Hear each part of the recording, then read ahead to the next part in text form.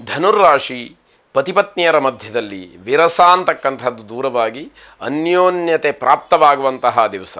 ಈಗಲೂ ಕೂಡ ನಾನು ಅನ್ನುವಂತಹ ಒಂದು ಈಗೋ ಸಮಸ್ಯೆಯನ್ನು ಇಟ್ಟುಕೊಂಡು ನೀವು ಹಾಗೇ ಮುಂದುವರೆದರೆ ಶಾಶ್ವತವಾದಂತಹ ಬಿರುಕು ದ್ವೇಷ ಸಂಸಾರದಲ್ಲಿ ಕೌಟುಂಬದಲ್ಲಿ ಆಗ್ತಕ್ಕಂಥದ್ದಾಗತ್ತೆ.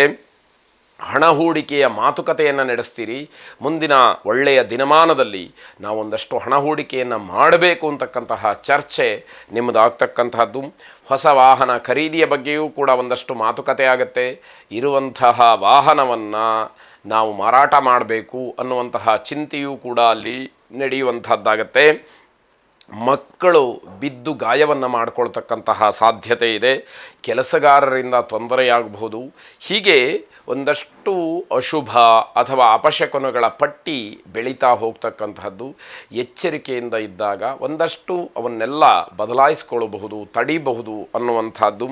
ಮನೆಯಲ್ಲಿ ಕಳ್ಳತನದ ಹೆದರಿಕೆ, ಹಾಗೆ ಕಳ್ಳರು ಸಮಸ್ಯೆಯನ್ನು ಮಾಡ್ತಕ್ಕಂಥದ್ದು ಇವೆಲ್ಲವೂ ಕೂಡ ಇದೆ.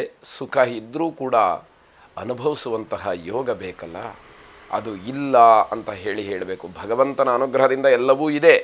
ನೀವೇ ಕಷ್ಟಪಟ್ಟು ಸಂಪಾದನೆಯನ್ನು ಮಾಡಿರಬಹುದು, ಆದರೆ ಅದನ್ನ ವಿನಿಯೋಗ ಮಾಡಿಕೊಳ್ತಕ್ಕಂತಹ ಯೋಗ ಬೇಕಲ್ಲ, ಅದು ಇಲ್ಲ ಅನ್ನುವಂಥದ್ದು.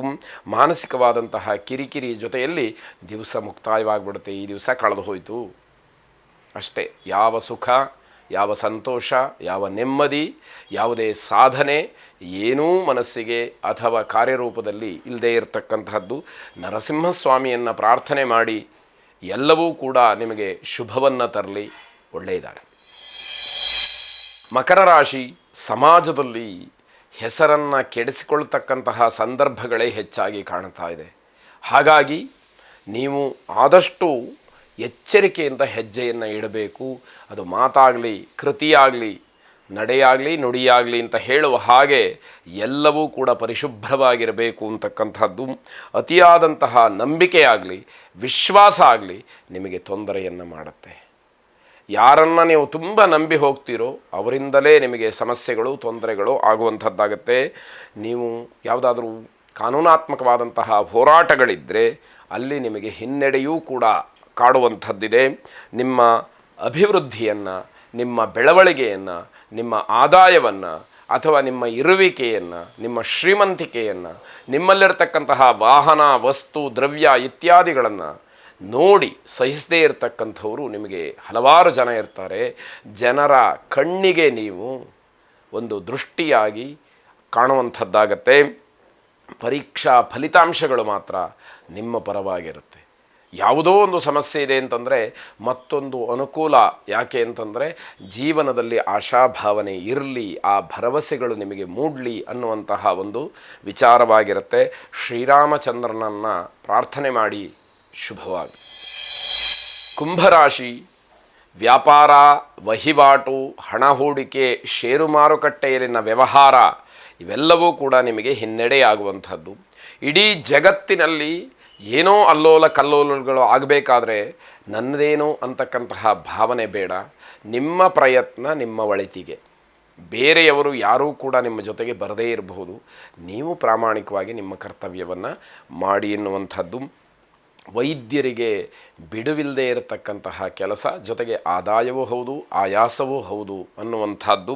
ವೈದ್ಯಕೀಯ ವಿದ್ಯಾರ್ಥಿಗಳಿಗೆ ತಮ್ಮ ತಮ್ಮ ಕ್ಷೇತ್ರದಲ್ಲಿ ಹಿನ್ನಡೆಯಾಗ್ತಕ್ಕಂಥದ್ದು. ನಿಮ್ಮ ಪ್ರಯತ್ನಗಳನ್ನು ಸರಿಯಾಗಿ ಮಾಡಿ ಭವಿಷ್ಯವನ್ನು ಗುರಿಯಾಗಿರಿಸಿಕೊಂಡು ನಿಮ್ಮ ಕರ್ತವ್ಯವನ್ನು ಶ್ರದ್ಧಾ ಭಕ್ತಿಯಿಂದ ಪ್ರತಿಫಲವನ್ನು ಈಗಲೇ ಅಪೇಕ್ಷೆ ಇಟ್ಟುಕೊಳ್ಳದಲೇ ಪ್ರಾಮಾಣಿಕ ಪ್ರಯತ್ನವನ್ನು ಮಾಡಿ ಕಷ್ಟಪಟ್ಟು ಓದಿ ದುಡಿರಿ. ಆಗ ನಿಮಗೆ ಫಲ ತನ್ನಿಂದ ತಾನೇ ಬರುತ್ತೆ ಅನ್ನುವಂತಹ ವಿಚಾರ.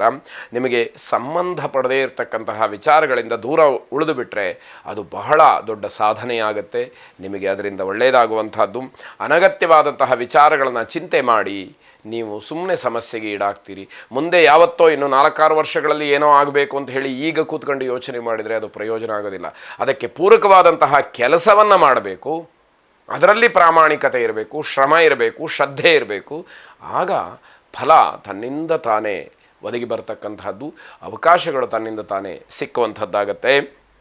ಹೊಸ ಆಸ್ತಿಯನ್ನು, ಮನೆಯನ್ನು ಖರೀದಿ ಮಾಡ್ತಕ್ಕಂತಹ ಸೂಚನೆಗಳು ಮುಂದಿನ ದಿನಮಾನಕ್ಕೆ ಪೂರಕವಾಗಿ ಇವತ್ತು ಕಾಣ್ತಾ ಇದೆ.